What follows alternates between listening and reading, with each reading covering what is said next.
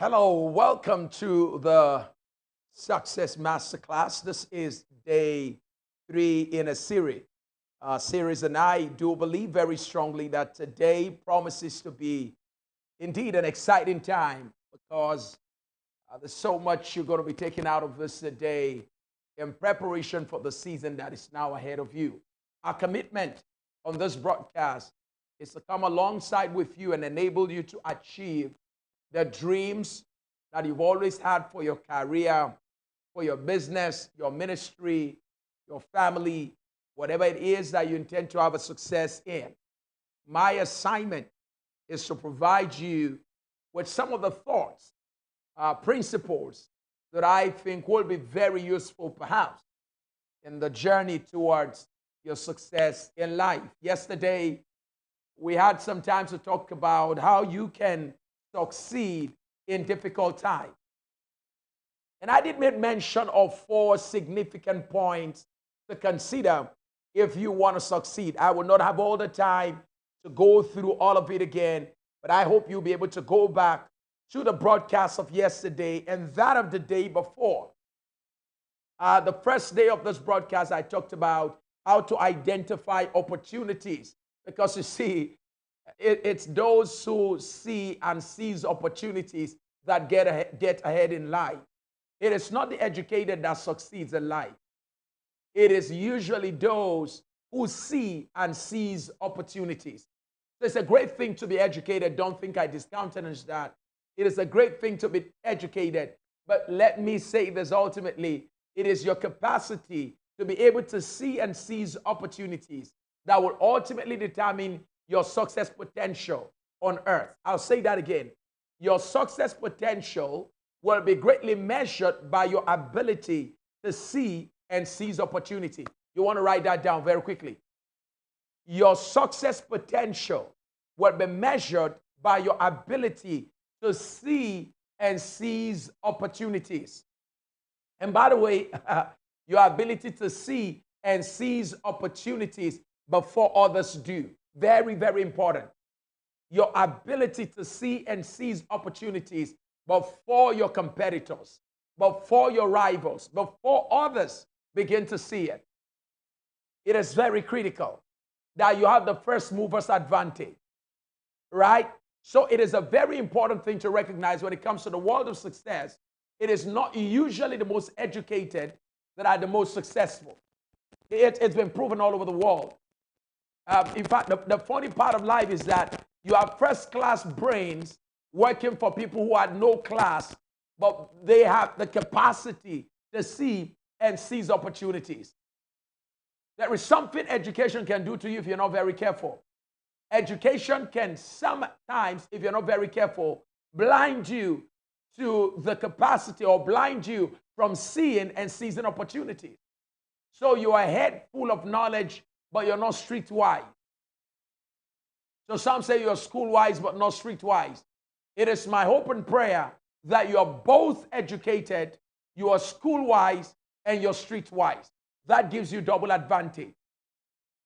So here are some few thoughts that will enable you to succeed in the marketplace, in the workplace, in this time and age in which we find ourselves in.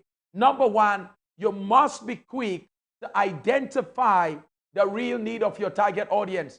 I mentioned that yesterday. I will not have all the time to go through all of that. I mentioned 3 needs that you must be able to quickly identify if you really want to get ahead in life. If you really want to get ahead in the workplace and the marketplace, 3 needs you must be quick to identify. Number 1, known need. Number 2, unmet need. Number 3, hidden need. If you're a working class person, meaning you are an employee, you work for an organization, you can apply the same principle. What are the known needs of my organization? What are the known needs of my department? What are the unmet needs of my department? What are the hidden needs of my department? You work in a church. What are the known needs of our church? The ones that are already known and already solutions have been proffered. And it seems that the solution, the products, and the services that have been put together to meet those known needs are effectively working. All right? Now, you see, your relevance doesn't come with meeting known needs. Write that down. You don't become relevant by meeting known need. It's already known. The market is saturated with the solutions to such problems. Coming up with something similar to what others have done doesn't make any difference. In fact, if you come up with a product or a service, or if you provide a solution that is amongst other solutions, amongst other products, amongst other services, with nothing unique about the product, service, or solution, the reality is very simple. You will not be able to stand out amongst the competition because what you are offering is similar. So you don't really become exceptional by meeting known need. Your exceptionalism or your exceptional prowess begins to show when you move into the world of unmet need. All right? What that means is that you want to look around in society. You want to look at your church. You want to look at your organization. You want to look at your business. And you want to say to yourself, yes, you've been able to come up with some products. Or already my competitors have been able to come up with some products, all right? But the challenge is that customers are still complaining. Everybody has a school, but parents are still complaining. What are the unmet needs of parents?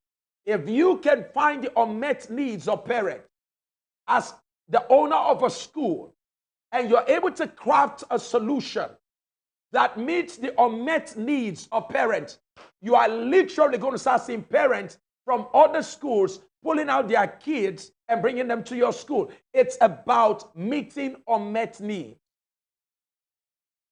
Yes, there are schools offering education, but parents keep moving their children from one school to the other. Why? Unmet needs. There are so many salons around town where people go to do their hair. There are so many restaurants. Why do people change restaurants? Why do people go from one hotel to the other hotel? Why do you go from Sheraton to Hilton, from Hilton to Ritz-Carlton to Wells-Carlton? Why do you keep shifting hotels? Unmet need. If you can identify the unmet need in your sector, in your community, and you're able to come up with a solution, a product, a service that meets the unmet need, your distinction will be established. Your uniqueness will be established in the market. Same thing in church. People move from church to church. All right? Let me let you know, it will amaze you to know that people are moving from big churches with air condition, with lights and everything, and they are moving to a church that is in, so to say, a place where all those features are not there, where there's no air condition. The church only opens its windows for natural ventilation to take place. And you see people living air-conditioned churches to those places. Why? Unmet need. Here's what I want you to know. There is still an opportunity for you to prosper in society. Why do I say that? Because there are still unmet needs. Write that down. There is still an opportunity for you to prosper in society today because there are still, every sector you look at, there are unmet needs. The banking sector, it was so shameful. You know, my wife and I thought, okay, look, let's stop by an ATM machine, site today and, see if we can withdraw some money. And guess what I saw? I saw people sitting down. They got canopies for them. I saw people sitting down outside just because of the COVID experience. It tells you now that there is also, again, an unmet need that has been created by this COVID experience. Listen, what was wrong with the banks? Didn't the banks know that there was going to be social distance? In fact, the saddest part of it was that, I'm not going to mention the name of the bank, but the bank that I bank with, it was so sad that when I got there, their machines were not working. And I asked the security guy, I said, what's going on here? You know what he said to me? He said the machines have not been working in the main branch of a main bank. He said the machines have not been working for some days. Now, what's going to happen is that customer dissatisfaction will begin to set in. If that continues like this, customers are going to shift loyalty from that bank to a functional bank. Please, I'd like you to recognize that unmet needs, very critical. That is where your prosperity begins to come from.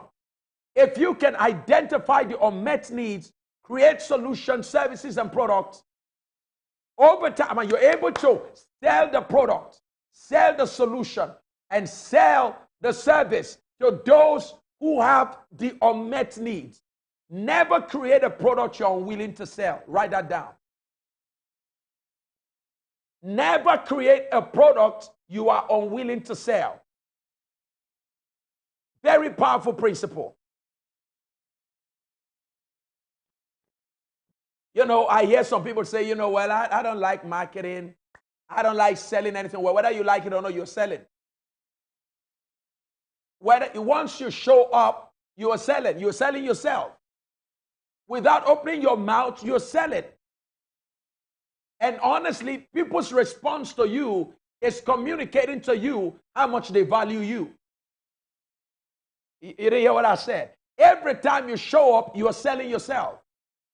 And how people treat you is usually based on how you communicated your worth to them. So they treat you based on how much you marketed yourself. So whether you know it or not, you're selling.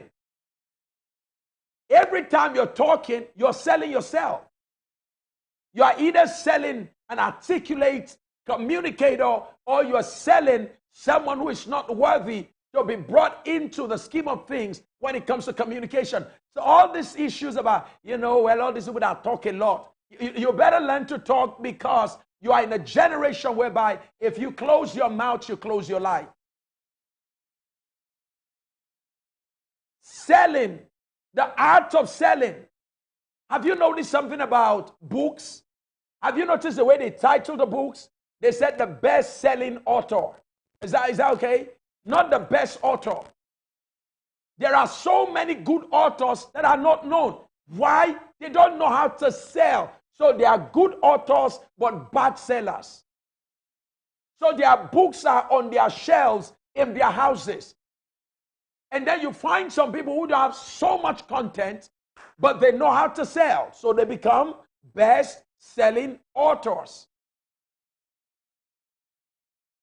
I'm giving you so much. You need to pay right now for all this I'm dropping with you today. Listen, if you fail to prosper, that will be my disappointment.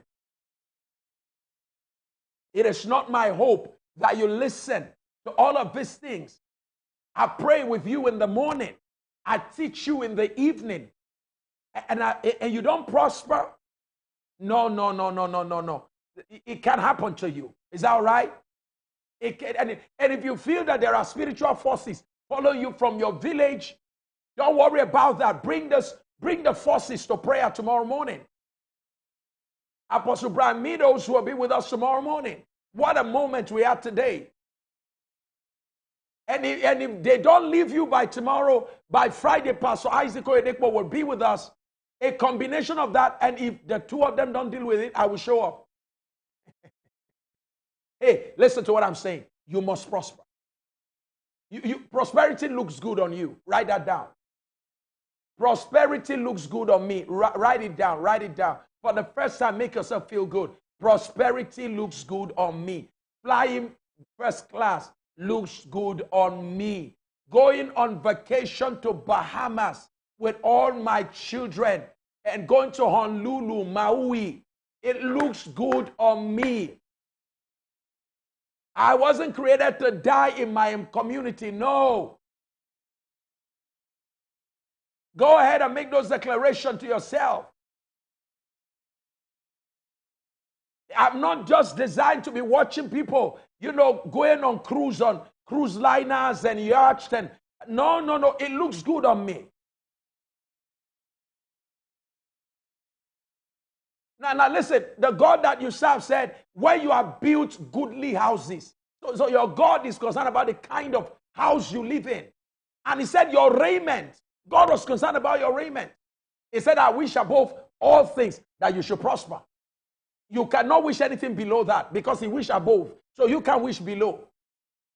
You can't be aiming low when God is aiming above for you.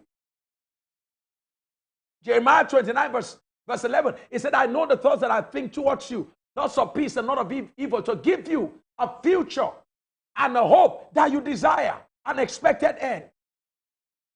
Joshua chapter 1 verse 8, this book of the law shall not depart out of your mouth, but therein shall you meditate day and night. And then listen to what he now said. You will have good success. So there is success and good success. Your Father wants you to have good success.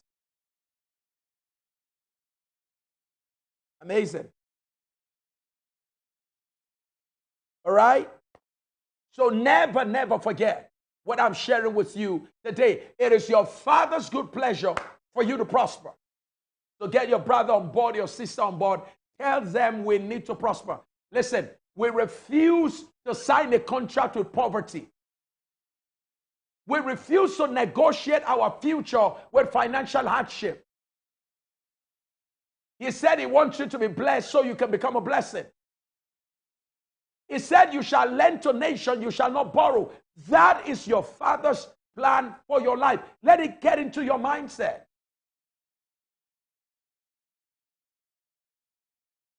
I need to tell someone around me to help me push that stuff, Wow. Come on, someone go ahead and say, I am destined to prosper. I am destined to prosper. Come on, say it you need to say it. You don't pay anything to say it. Put it on. I'm destined to say it. Put it on, say it.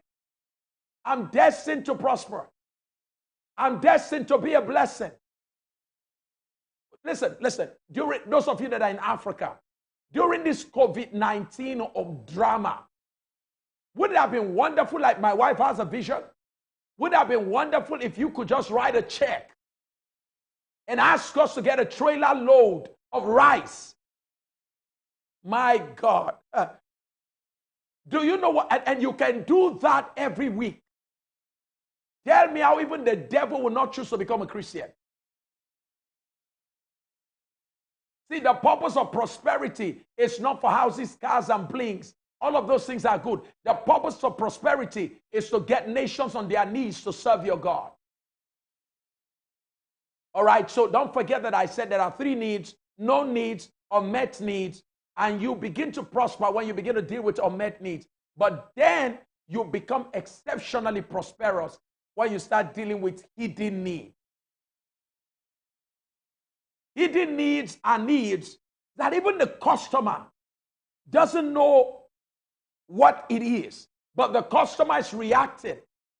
The customer knows something is missing, but doesn't know what it is. None of us knew, as customers and consumers of electronic products, none of us knew that there was something called an iPhone. It was an unmet need. Someone saw it. We didn't see it, but someone was able to see what we truly need. He saw our unmet need and created iPhone. That's why it's the most prized product today. Someone saw the need for an airplane. See, the point I'm making is that you become exceptional if you are able to identify hidden needs and create products, services, and solutions to meet up with those needs. Today, let me quickly take you to the Masterclass Day 3. I want to share something with you today. I want to start with you today on what I title the 21 indispensable secrets for personal success. Listen, I can share this with you. And I'm not telling you theories. I have practiced them for about 30 years. And I have seen this principle take this boy from the backside of the desert to some of the most enviable platforms today. With all humility, I speak. I will share with you 21 time-tested principles. 7 today, if I can cover it up, 7 tomorrow, and 7 on Friday. Now, if you are successful, you can become exceedingly successful. If you are struggling, you can begin to try. Whatever state you are in, you can apply this principle, have leverage, and move to a higher level. I have applied them. Success is not accidental. Is that okay? Success, repeated success, is not accidental. If you see somebody who is consistently rising, is doing something you need to check out for. Success is not accidental. Success is intentional. If you find someone who is consistently successful, the person is intentionally doing something. Failure is actually a product of an intentional practice that negates the operation of success. Can I say that again? Failure is a commitment to an intentional practice that negates whatever it is that you want to be successful at. There are some things that will guarantee failure if you keep doing them. The way you make your decision, if you continue like that, it will guarantee failure. Failure is predictable. The way you relate to people, it is predictable that you will either succeed or you'll be a failure or you fail. So there are practices that either guarantee success or guarantees failure. I will share with you 7 today if I can. And then tomorrow I continue with that. I think it might be a good time for you to share the video out with your friends. I've also forgotten to share that. So if you've not shared the video, would you be kind enough to share wherever you're watching from? Kindly just go ahead and share the video right now. All right. Okay. I need to make sure some persons watch on my page too. Right. I hope I can see everybody sharing. Oh, kiddo. Let's get going now. 21 indispensable practices, principles, or secrets of personal success. You want to be successful as a person. This is a little bit different from corporate success. You know, the saddest part of life is that I've seen individuals who are part of a corporate success, but personally, they are failing. Because the corporate system makes it so that participation in the corporate entity definitely guarantees success. But when it comes to your personal life, you're failing. Corporate-wise, succeeding. I want to talk to you on you succeeding and things you might need to consider that may help you to succeed. Number 1, redefine your identity. Don't think you understand what it means. Number 2, rediscover your purpose. Simplistic, but we'll come to that very shortly. Number 1, write it down, type it out. Number 1, redefine your identity. Number 2, rediscover your purpose. Number 3, re-envision your future. Re-envision your future. Number 4, reestablish your platform. Number 5, reassess your potential. Number 6, Reinspect your goals. Number 7, reconsider your strategy. Right? Let me see who is the fastest when it comes to writing. Let me see who got it right. I'm going to be checking your page now. Who got it right? All right, let's see. Can I share that with you again one more time? Write this down. 7 things out of 21 that you need to consider as secrets to personal success. Number 1, redefine your identity. Write it out. Redefine your identity. Number 2, rediscover your purpose. I'm going to see whether the men or the women are doing a good job. The women are leading again. Lord have mercy. Okay. Number 3, re-envision your future. Number 4, re-establish your platform. Number 5, reassess your potential.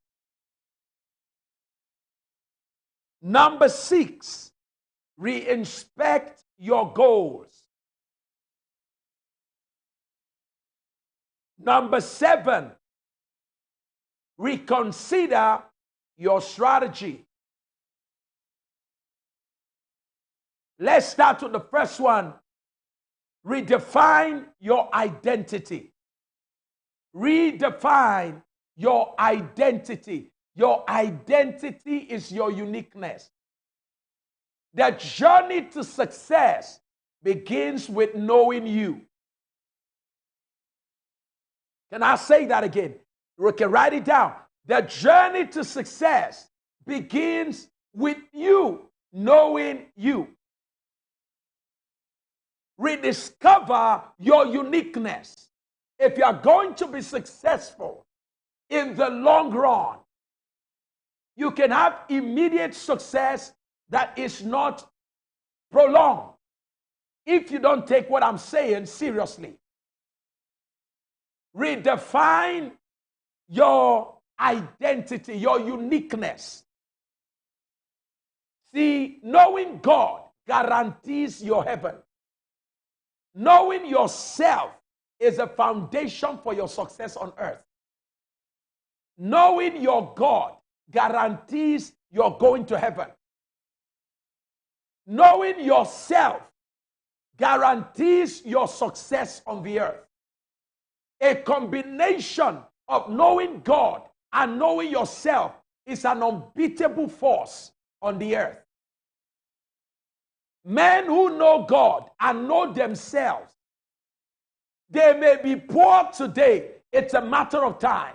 Their success is guaranteed. It's a matter of time. I'll say that again.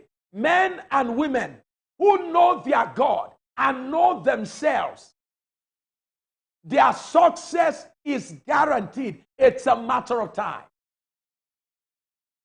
So here is success equation. Know your God and know yourself.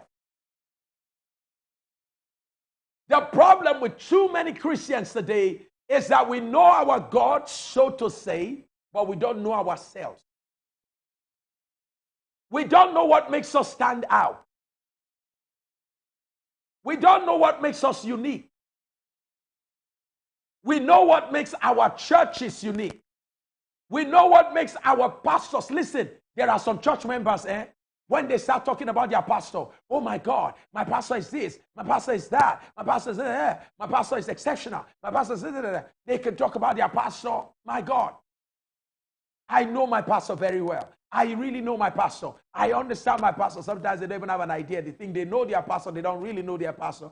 But you know, I know my pastor and I know our church. I know our church members. I know everybody in our church. Our church is a fantastic church. My company is great. My CEO is great. You know everybody, but you don't know you.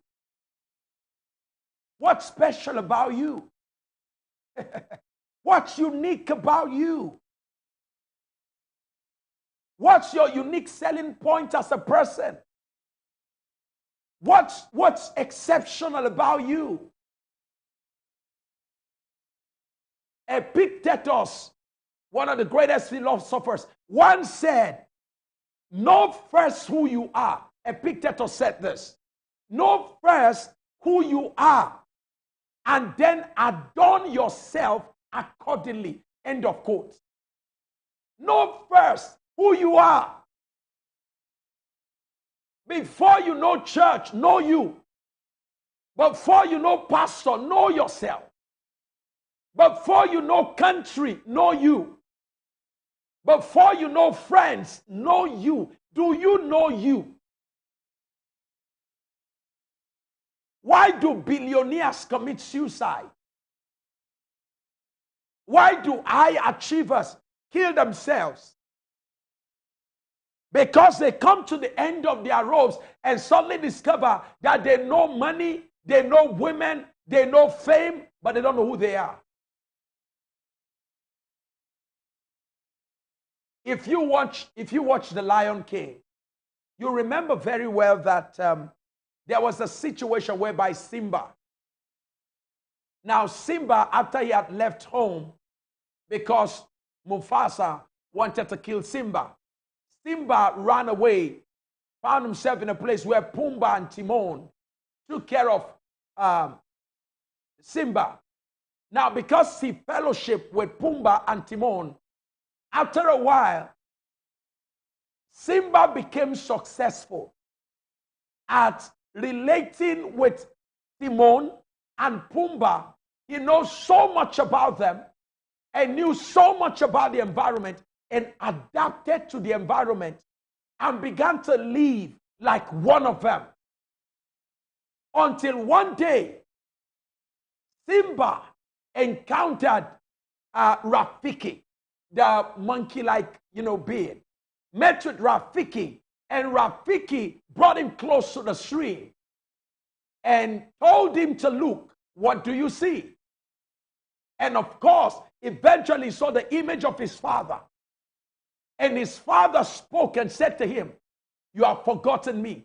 And he said, son, he said, Dad, no, I've not forgotten you. He said, you've forgotten me because you've forgotten who you are. And that was the beginning of the turnaround in the life of Simba, that has considered himself to be nothing. That was how he was able to go back to the kingdom and take the kingdom again. Until you know who you are, you won't take what belongs to you. You can't take your place in the scheme of things, in the spheres of life, until you discover who you are.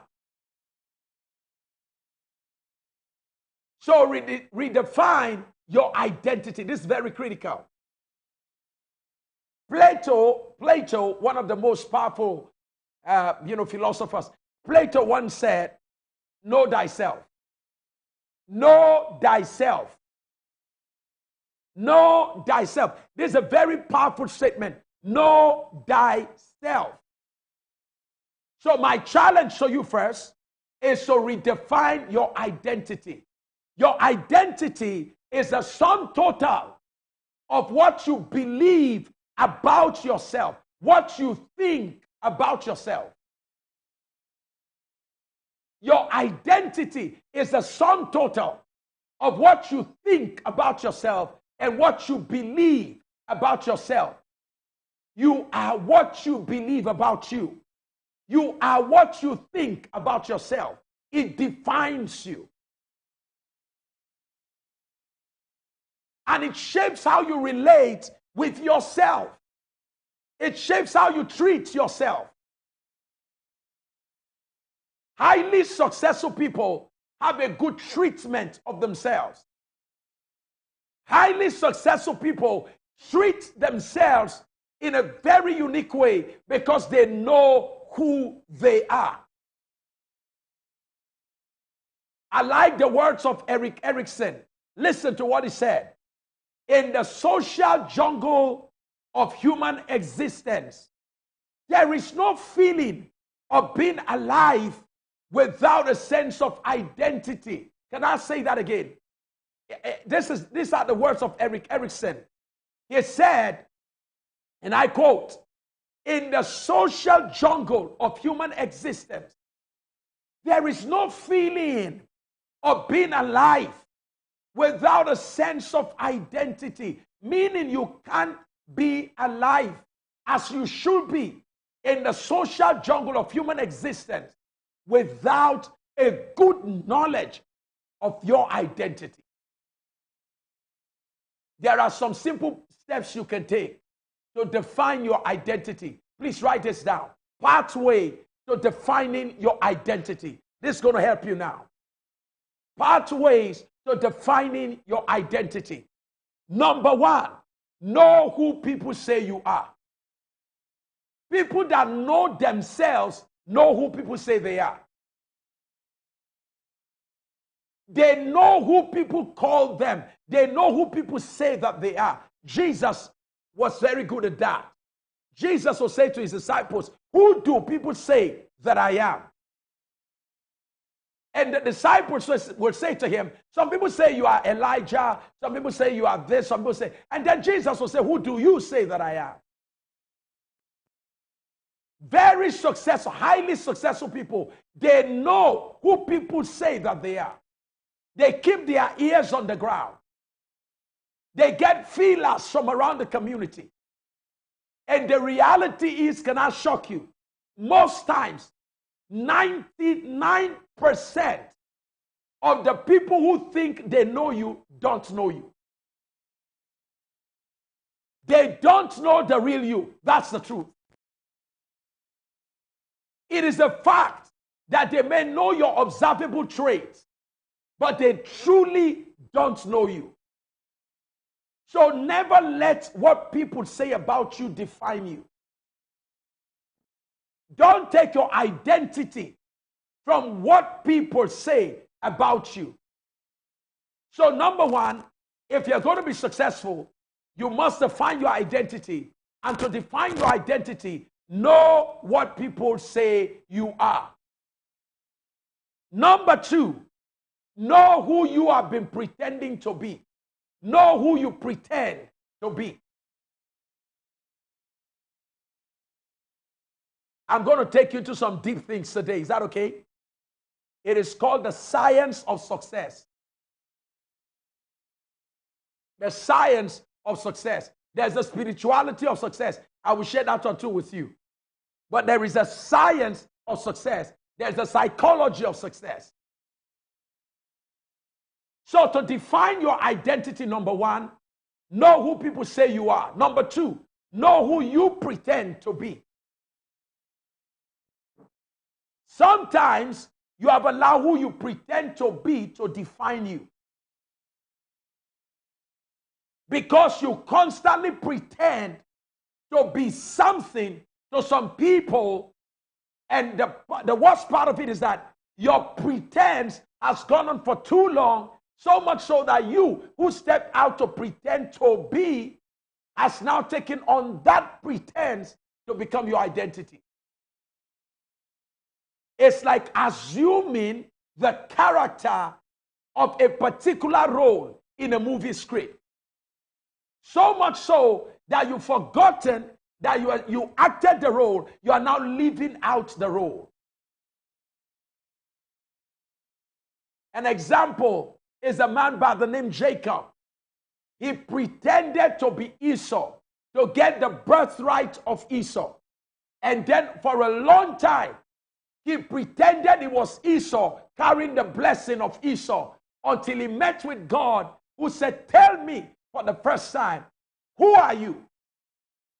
Stop pretending to be Esau. Tell me who you are." So many of us have taken on the identity of what we've been pretending to be.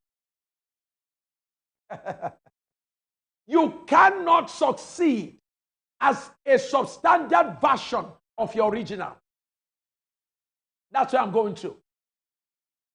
God can bless your don't miss this now. God can't bless your pretensive nature.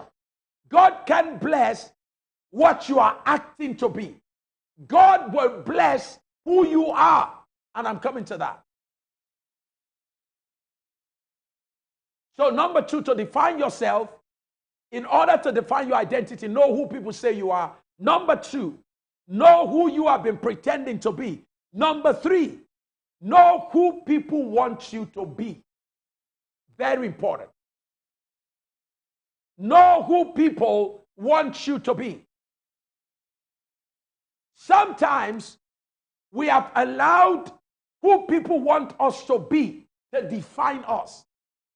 Your father wants you to be a doctor, so you went on to be a doctor, suppressing who you are.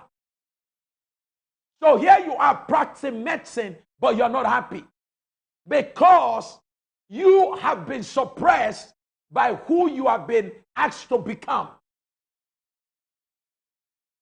So to find your identity, you need to eliminate who people want you to become. Number 4, know who you don't want to be. Know who you don't want to be.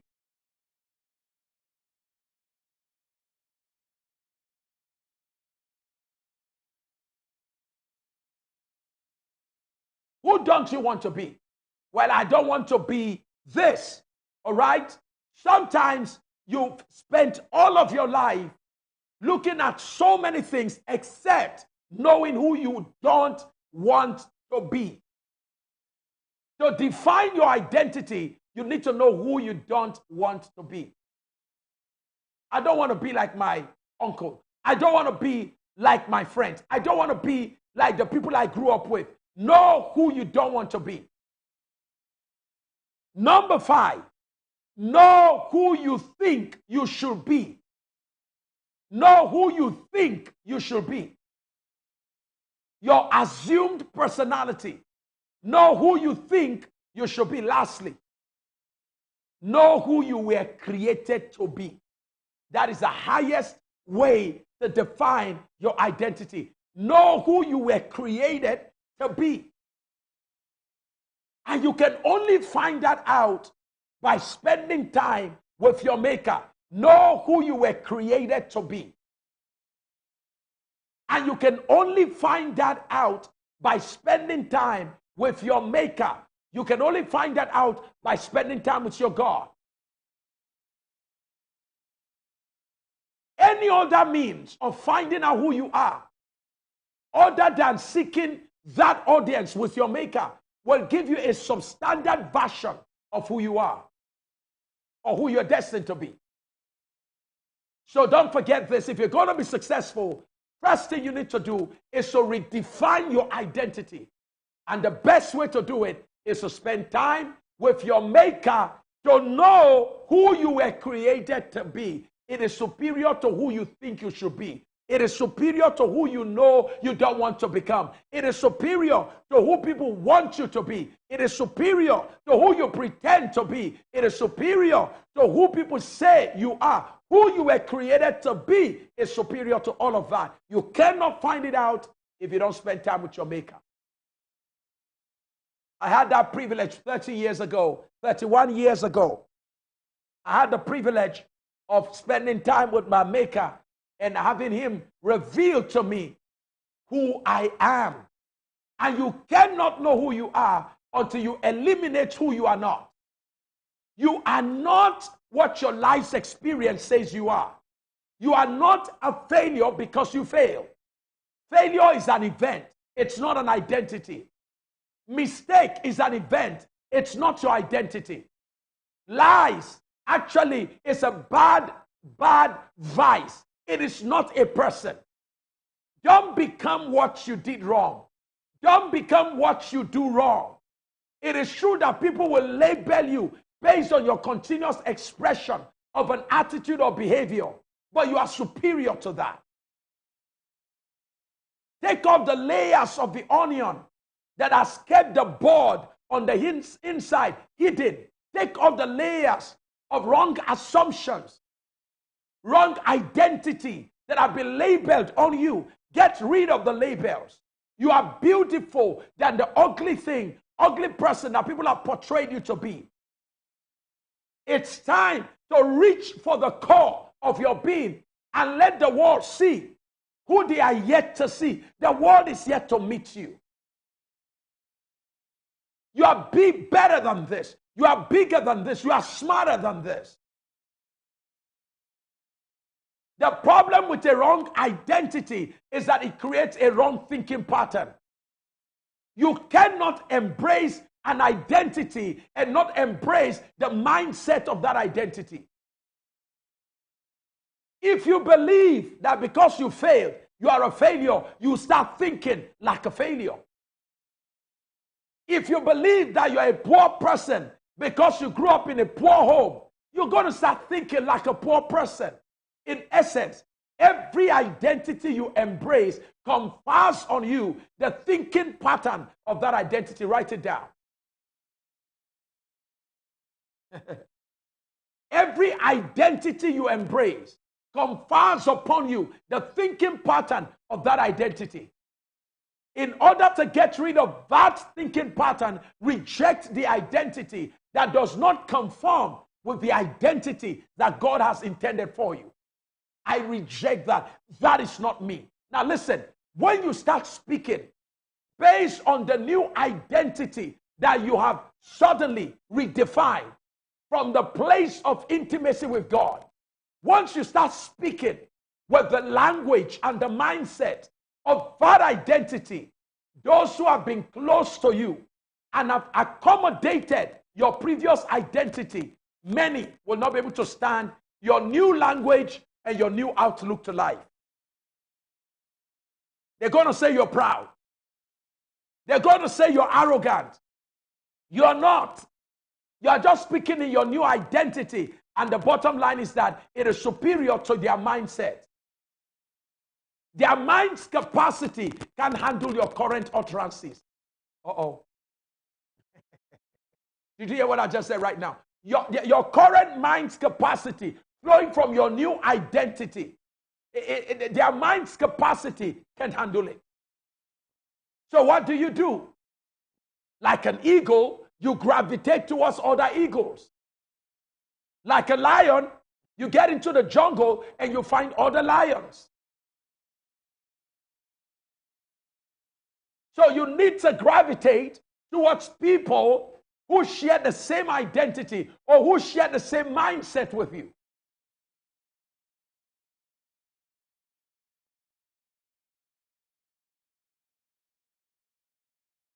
So my challenge to you is that you set some time aside to have audience with your maker. Listen, people can help you profile yourself. And I believe in profiling. I help people do that. And I have people around me that also help people to do that. And there are different tools you can use. Can I say this? The best tool on earth for personality profiling can only deliver to you a substandard version of who you are. Trust me, those who are maximizing their destinies on earth, they get the definition of their identity, the revelation of their identity directly from the presence of their maker. It is not a feat for lazy people. If you are unwilling to trade with the currency of time in the presence of your maker, you are not yet ready to discover your true identity. The most important thing to invest time into is to invest time into the discovery of who you are from God's perspective. Let God's word tell you who you are. Jesus did not find who he was. He did not find it from the mouth of rabbis. He did not find it from the mouth of the priest or the high priest or even the prophet. Jesus opened the book and read from the scripture. And he said, this scripture is fulfilled. He found in the scripture what was written concerning him. Hear from the mouth of God what defines you. When God defines you, no man can undermine you. Did you hear that? When God defines you, no man can undermine you. And by the way, God's definition, when God defines you by revelation, it also comes along with what we call the installation of the mindset to power that identity. Let me explain it to you. When you want to become an American, there's something they always do. They will take you through an orientation program. They will make you get to understand the Constitution of the United States. They get you to understand so many things about the United States. What are they doing? See, this new identity that you're about to take, there is a mindset that powers it. So when you become a new creation in Christ, when you get to discover who you are in Christ, it comes automatically with a mindset that powers that identity. And that mindset is constantly reinforced as you spend time in God's Word. So the foundation for personal, lasting success begins with redefining your identity. Number two, write this down. Rediscover your purpose. Rediscover your purpose.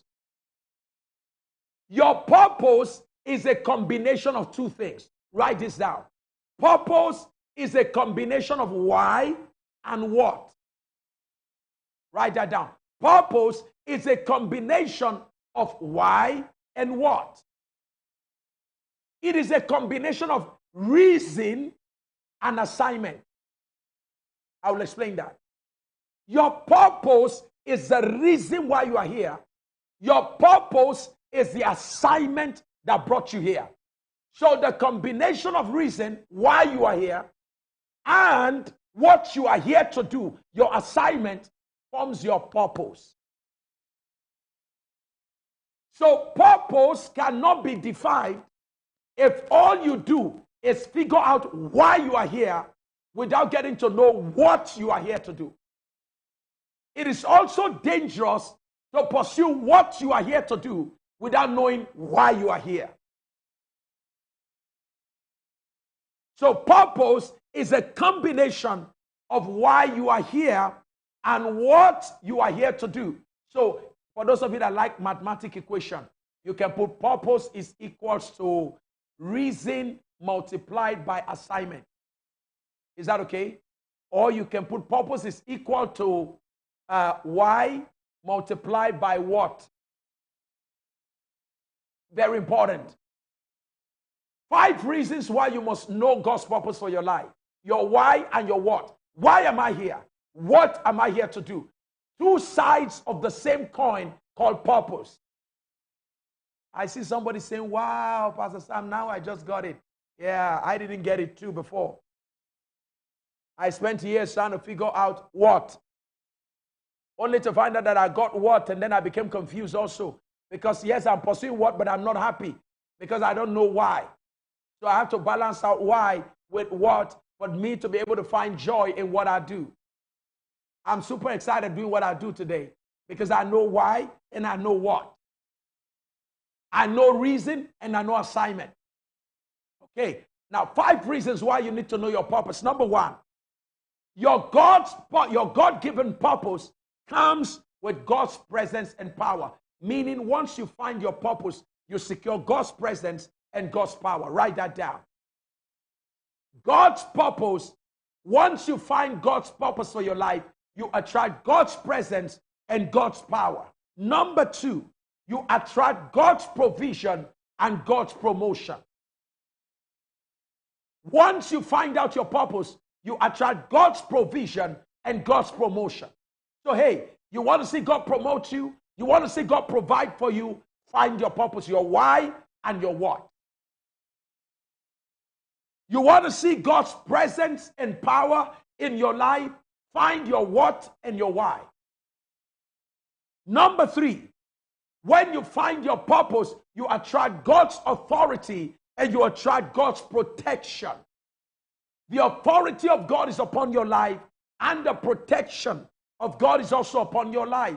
Once you find your purpose, you are protected. That's why Jesus was say, a king does not die outside Jerusalem.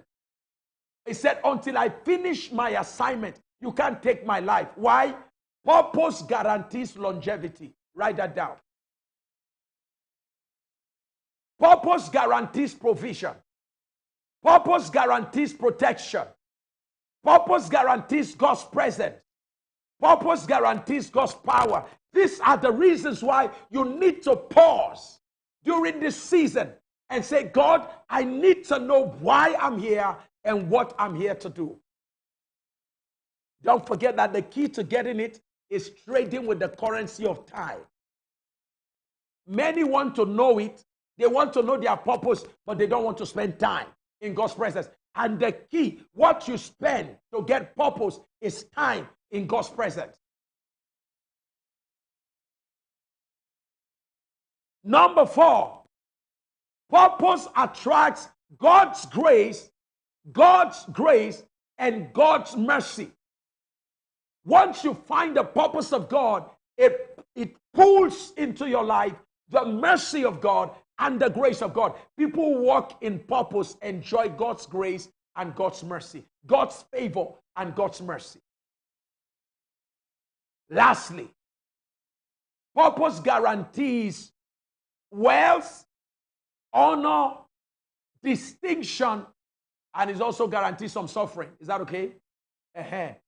Because you found your purpose, there are going to be some people that will not like you. There are going to be people that will persecute you. But you know what? Because purpose protects you. Purpose guarantees your protection. They can attack you, but they can't destroy you because purpose guarantees your protection. I have decided to spend time teaching on this today because I know you need to get it. There are 5 gateways to finding your purpose. 5 gateways to finding your purpose. Number 1, by revelation. That you can find your purpose by revelation. Jeremiah chapter 1 verse 4 to 5. God will come to you and God will let you know what your assignment and why you exist and what you are here to do. So if you want to find your purpose, spend time away with God. There will be revelation. Number 2, purpose can be discovered through divine passion. First, by divine revelation. 2, by divine passion. An unquenchable passion that God puts on the inside of you. Numbers 25 verse 10 to 13. You will see that there. God puts a passion. Jesus said, the zeal of the Lord has consumed me. So one of the ways by which you find your purpose is to find what you are passionate about. It's a first indicator. It does not by all means guarantee that it is your purpose. It first links you. It opens you up to the world of purpose. So check what you are extremely passionate about. Don't ignore your passion. Your future may be tied to it. Number 3, through divine interaction. Moses, Exodus chapter 3 verse 1 to 4. Moses had a circumstance. He saw a bush that was burning and he got into the situation. And through that situation, he had an interaction with God. God used the situation to create room for interaction. God will also from time to time bring you to a situation that will cause you and God to begin to have an interaction leading to your assignment. So don't ignore situations that your heart is drawn towards. It might be a way by which God wants to usher you into your assignment. Number 4, through divine confirmation. That's how you get to find your purpose. Divine confirmation.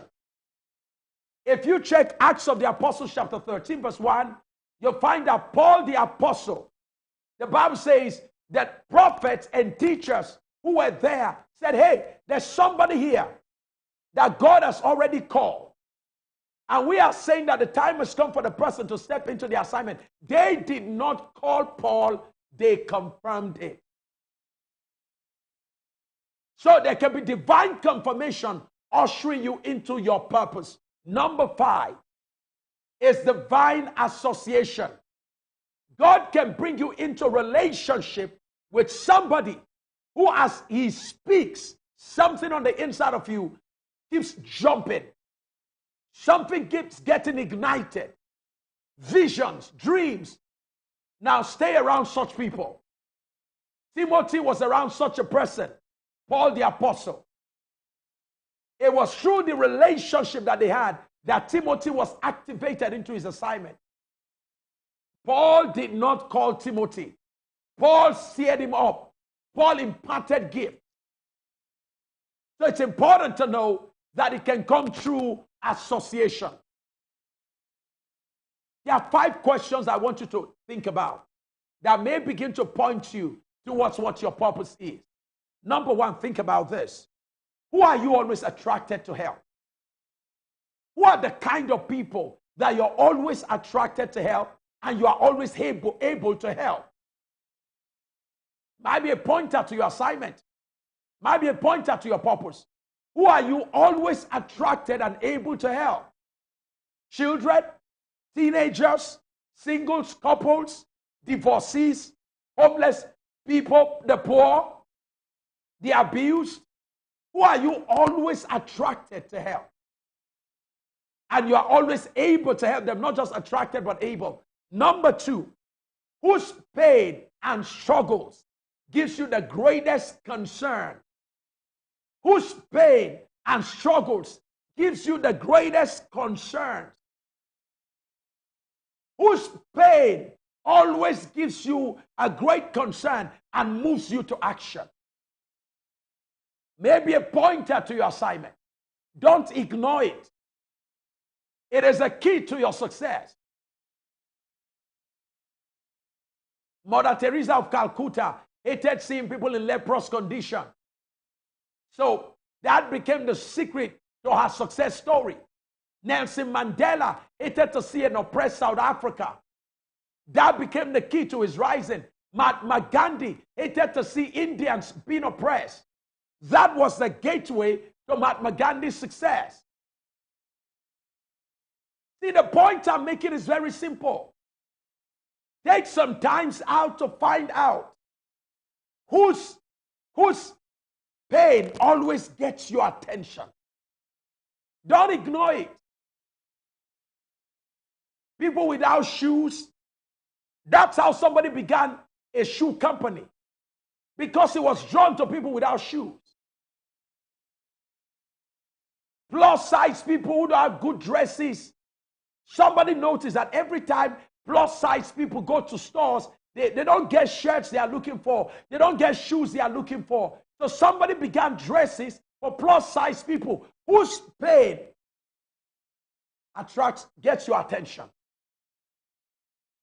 Number 4, what kinds of activity or services always gives you unexplainable joy and makes you to lose track of time? What kind of activity do you get involved in that gives you so much joy, even if you don't get paid for it, and makes you lose track of time? Finally, what are you deeply concerned and extremely excited about in life? What are you deeply concerned about and extremely excited about in life? It is usually a pointer to your assignment. I'll continue with you tomorrow. There's so much to share about this. And I want to make sure we keep to our time. I'll continue with you tomorrow, and I trust that we're going to build up from here and help you discover the pathway to uncommon success. I love you so very much. I'll see you bright and early 5 a.m. tomorrow morning.